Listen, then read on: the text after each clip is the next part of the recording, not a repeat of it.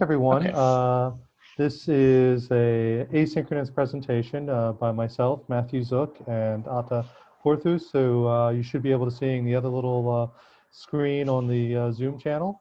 Hopefully this works out. We'll see how well it goes, but we're going to be recording this through Zoom just to, it's a simple way, and unfortunately the timing is bad for us to join directly. I'm going to switch to my sharing my screen. And I will do that. And can you see it now, Atta, or not? No, Okay. I will share the I cannot. screen successfully this time. And there we go. Can you see it now? Okay, there we go. There we go. Okay. Yeah. Okay.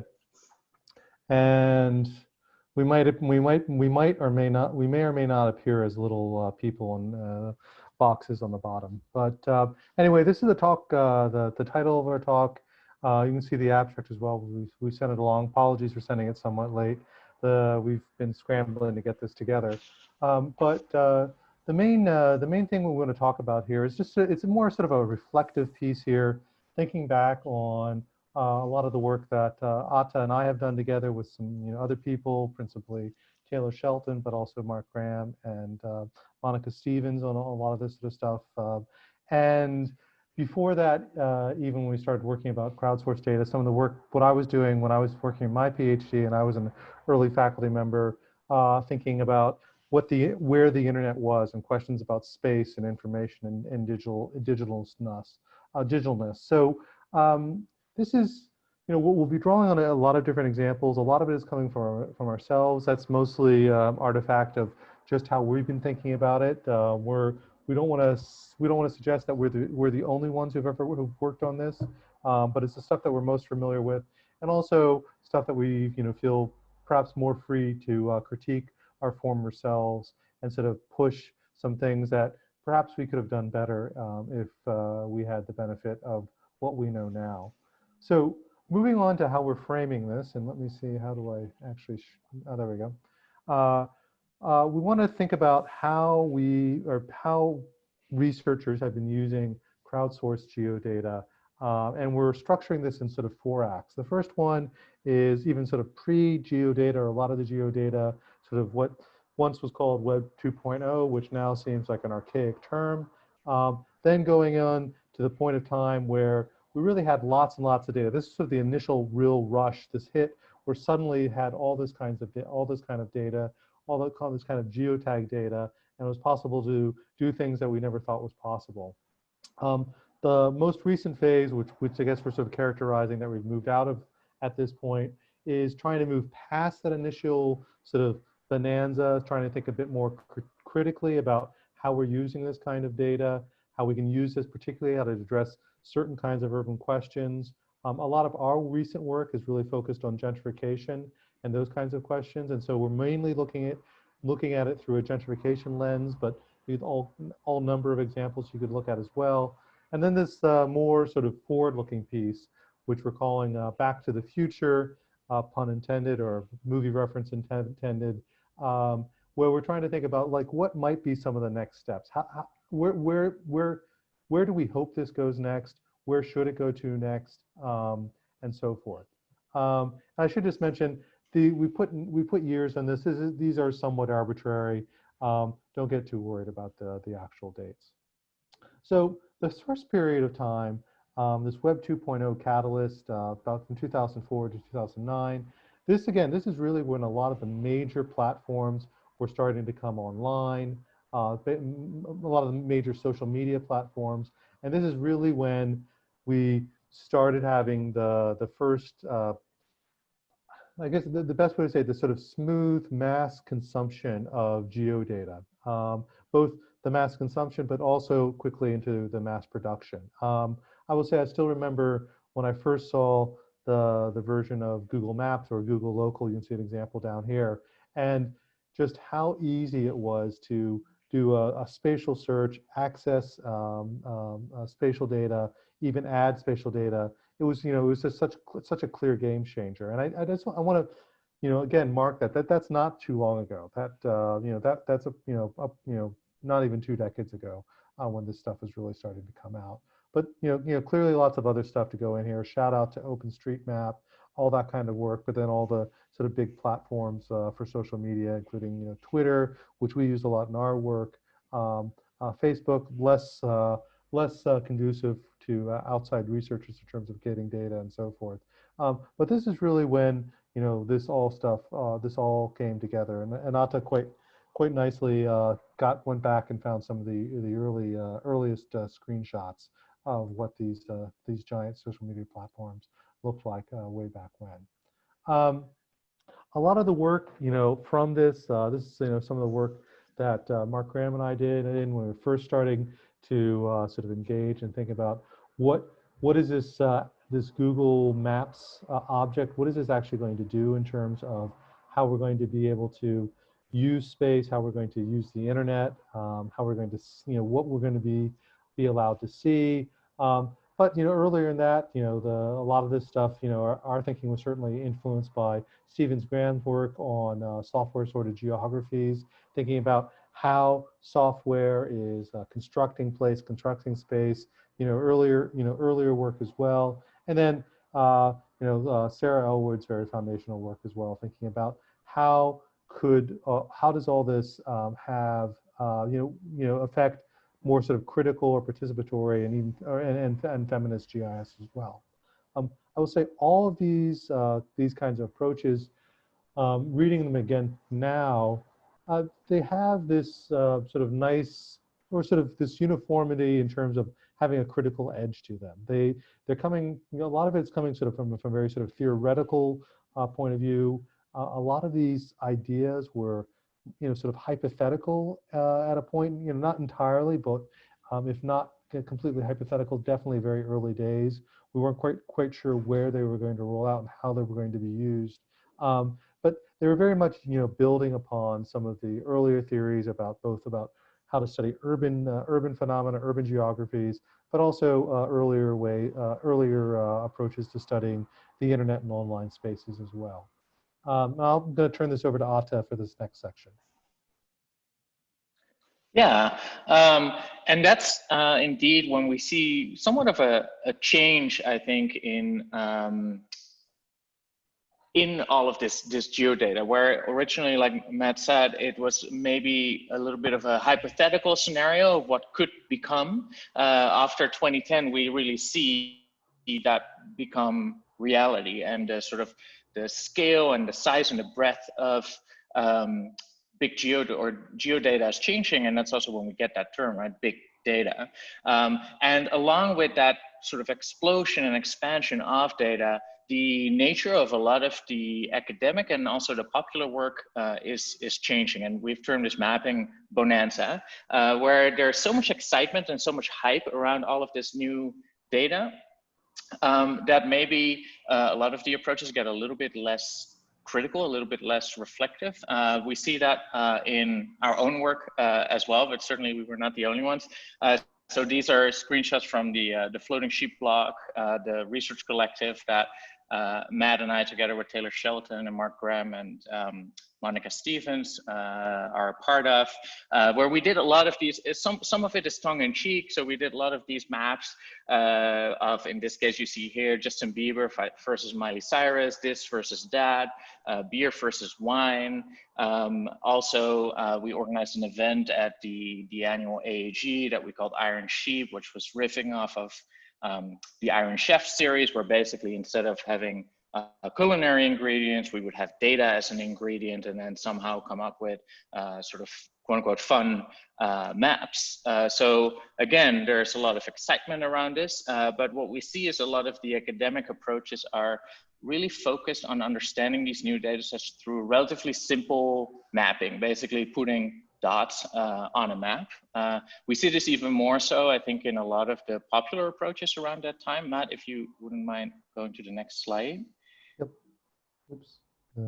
Yes. This is just one example, but this is from Mapbox's, I think it's about 6 billion tweet project, where they try to kind of literally map every single tweet or geotag tweet ever sent. And it's a nice illustration in the literal sense of the word of this, this era, where really the focus was on mapping it, visualizing the data, but maybe not really engaging with all of these new data sources to their full potential. So very quickly and maybe kind of naturally, we see more and more critique against these approaches emerging. We did some of that as well in a 2013 article called Beyond the Geotech, where we kind of take stock of this mapping bonanza period and identify several ways that we think at that point in time we can potentially move forward a little bit. So the paper's called Beyond the Geotech, and then we identify all of these different ways of going beyond. So there's beyond the XY, basically saying we need to look at issues at multiple geographic scales, beyond the here and now. So actually, let's not forget about kind of the longitudinal analytical potential of this data, beyond approximate, etc. And that, I think, is also right at the cusp of, I'm not saying that this article actually changed that, but I think it's kind of a nice example of a change in thinking, where after 2014 going towards 2015 to basically kind of the current moment, we see a more nuanced, a more critical engagement again, which we have termed beyond the hype for now. And Matt, can you go to the next slide? So this period, I think, is in some ways characterized by moving towards addressing these beyond challenges. And that's not only sort of what we have done, but I think what many other people, many of whom are attending this conference, have been working towards. Before we talk a little bit more about some of these challenges, I do want to kind of emphasize one very foundational thing, and that's access to data, but also access to computational facilities. In our case, thanks to the support provided very early on already by the University of Kentucky and the Department of Arts and Sciences, we were able to basically build a system that we have dubbed Dolly, but it's basically a kind of a computing cluster that allows for the collecting of this data, storing it in kind of a convenient way, and also kind of analyzing and extracting it in a convenient way. And these issues of access, they still play a very important role. I think we'll talk a little bit more about that next. But this effort, which started in very early on in 2011, was one of, I think, the foundational kind of cornerstones of the work that we were then able to do. So Atta, can I Matt, do you hop in real quick? I just want to say, I do want to say that I do think this is a key part, and I think everyone here participating in this workshop is really, has a different story about the struggle of getting this kind of data. And something was identified very early on. Dana Boyd's and Kate Crawford's article, about big data, talks a lot about this data divide now, that the folks who are within certain kinds of, certain places, mostly the big social media platforms, have access to data that we can only dream of. And that really does, cause, a real issue about who's able to get access to certain kinds of data and under what kind of conditions. And I mean, I think that's sort of a commonality for everyone who's presenting at this workshop. So you want to go next slide, Atta? Sure, yeah. Yeah, okay. So just to talk a little bit more about kind of these different ways of going beyond that we identified in a 2013 article. We highlight these here also because I think a lot of the work that we have seen in the January workshop in Berkeley, and also the work that's scheduled for the next couple of weeks for the virtual workshop, is in many ways kind of addressing these challenges. So I think that's quite a kind of promising and optimistic thing to see. So here we just draw on some of our own work that has tried to address some of these. So the issue of scale and the idea that although this data is ultimately often recorded as a point, actually can and should be analyzed at different scales. Here we do that for Hurricane Sandy, where we both look at kind of the urban level, the nitty gritty kind of block by block points, the intra-urban level, and then ultimately kind of the national level is something that is actually relatively easily done with this data because you can scale it up and down, but it's easy to kind of overlook when you're just in the weeds of these billions and billions and billions of points. Then maybe the next one, Matt. Next, so what we originally called Beyond Approximate, but which is really focusing on the connections and the relations within this data. Again, this is something I think that many people focusing on gentrification research are actively using as well. So we did an early paper in landscape and urban planning on Louisville, Kentucky, where we looked at the relationships that people from two different neighborhoods in Louisville kind of draw around the city. And more recently, and this is work that we presented in January in Lexington, Kentucky, we use that same relational perspective to look at how basically people move around the city and what might that tell us about neighborhood change and ultimately potential processes of gentrification. Yeah, and I think I just want to hop in and just say, personally, I think this is actually one of the most exciting sort of aspects of this kind of data. I mean, these sort of relational connections or these sort of social connections, these are not new. This is the whole field of social network analysis that, has, alive well, really some interesting parallels here. But the thing that's, I think, has been intriguing for a long time now is the ability to connect sort of the social and the spatial in these ways. And again, people have been thinking and working on this area. This is not trying to claim this is something new that has really been coming out, but there's just new opportunities with these kinds of data to look at some of these questions in new ways and have access to data where we can test theories and other ways that I think is among some of the most exciting potential for these kind of data. So next slide, Atta.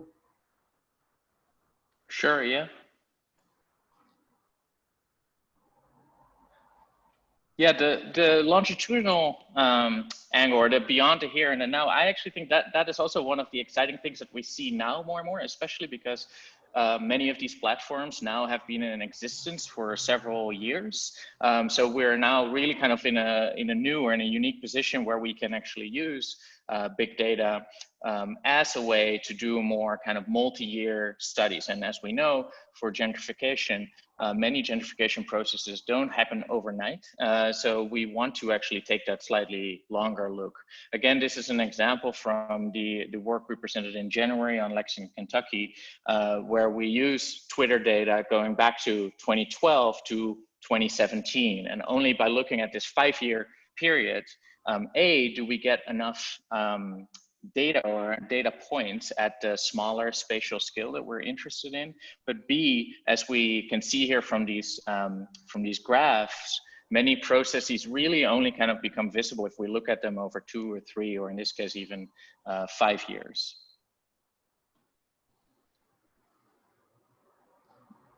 Next slide. Matt, did you want to? No, Yeah. okay.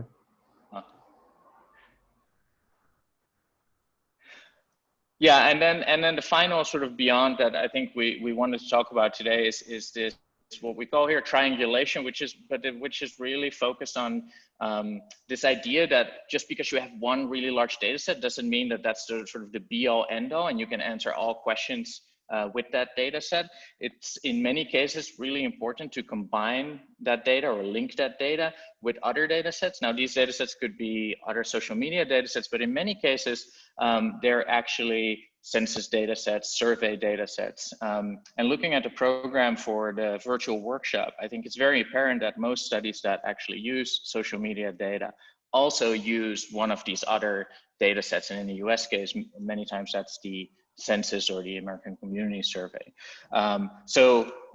Just to reiterate that actually these conventional data sources don't lose their importance. They don't lose their power. In many ways, they're more important than ever, and certainly should not be defunded just because we have other data sets available now as well. Right, and coming from the US, I might also add that the census should certainly not end early just because someone might want it to end early. Yeah, because again, this is, there's no better example than what we're seeing right now in the US Census, that that's not coming from this desire to use these alternative data sets, but one has to wonder if the fact that people mucking around with the census is a regular thing that we have to be careful about, because it is very fundamental, even though we have these other opportunities as well.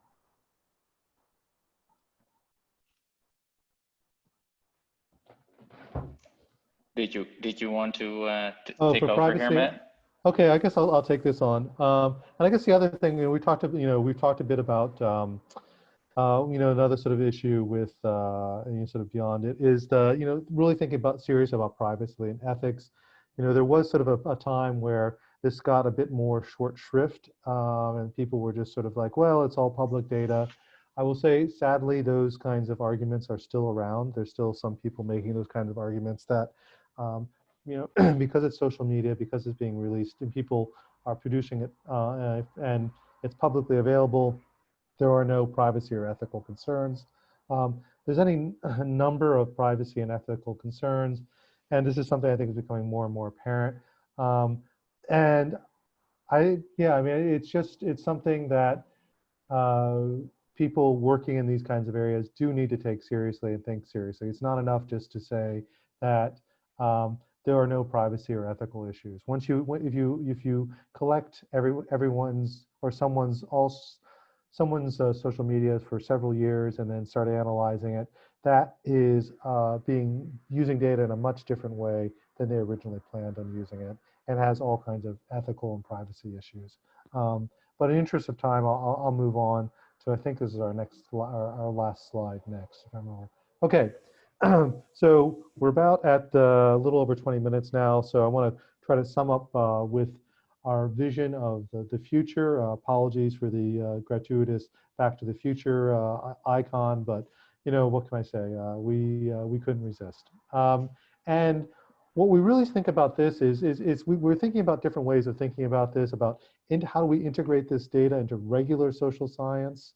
How do we sort of take back these data from sort of the data science kind of field? I mean, there's some interesting work going on there, but it shouldn't be necessarily just the data scientists working on this. And some of that work is problematic, in lots of ways, and privacy ethics being one. So we really want to, sort of make a call for the future of using this data, of getting it back to the foundational goals and lessons learned of critical social science.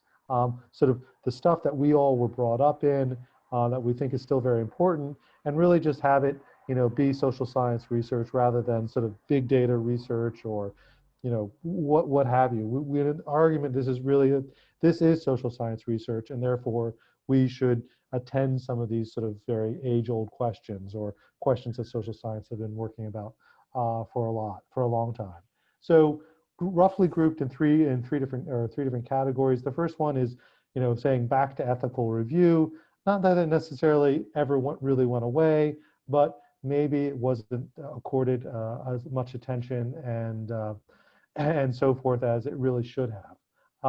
And so just want to really start out with that and sort of remind all of us that this is really something that should be first and foremost when we are working in this, because in a very literal sense, data are people. When we work with data, we are working with people. So we need to be we need to be aware of that.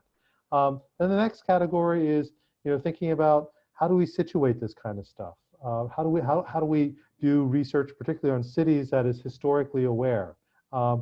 Just sort of parachuting in with a bunch of data, not knowing what came before, is quite simplistic. Also sort of a call of like going back to these sort of theoretically based questions. What are some of the big theories? What are some of the big questions that we've asked about cities for a long time? How might we leverage these new kinds of data with other kinds of data and so forth to address these kinds of questions? This is how the discipline, this is how understandings of cities really really advances. And then this last one, which is sort of a back to humbleness. I mean, I guess it's in some ways I've experienced it, Opta's experienced, I think many people here have experienced it. In some ways, we're using the new bright and shiny toy. This is there's a certain cachet of big data and things like that, which I mean I certainly recognize, but I also think we also have be humble about this, and sort of a humbleness is not get too and not basically not drink the Kool-Aid and get too excited that we know all the issues and problems with the data, and to be come right out and and talk about that. Why there's lots of advantages, lots of potential. We need to be humble about what we can offer, and sometimes we might not have much to offer. Then the last category really is sort of a policy, politics, so forth. One is a very sort of clear issue that we've moved from this issue, this census kind of data where everyone has access to it, to this data divide where some people have better access, and really sort of push this idea to a public ownership of data. Not quite sure what that might be, but maybe some sort of policy mandates for the social media companies to bank some of this data, something like that. Also, sort of maybe calling for a back to politics. I mean, again, I think a lot of people who got interested in the cities got interested because of political concerns, social concerns, and things like that. Again, I think this has always been part of the work that I identify with and I read, but some of the maybe more sort of technical stuff might sort of try to take politics out of it. I think that's a real mistake. Then this final one, really back to policy relevance, and by this we mean that there's lots of questions that we already have a pretty good handle on in terms of what's causing, for example, what's causing gentrification. What are some, or there's debates about this. This goes back to some of the humbleness here, that there's not just one cause to the gentrification. There's all kinds, and we shouldn't just suggest that one set of data is going to solve all the problems. But in terms of policy relevance, really it's about how do we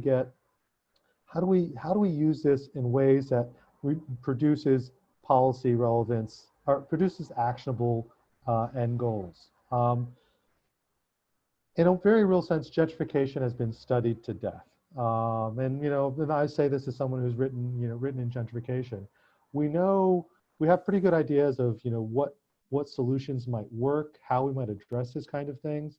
And before we necessarily engage with a big data kind of look at things, it might be more important to simply take what we already know and start working on more normative, actionable policies, rather than another iteration of gentrification in another city and another set of circumstances where we're going to find out about the same thing.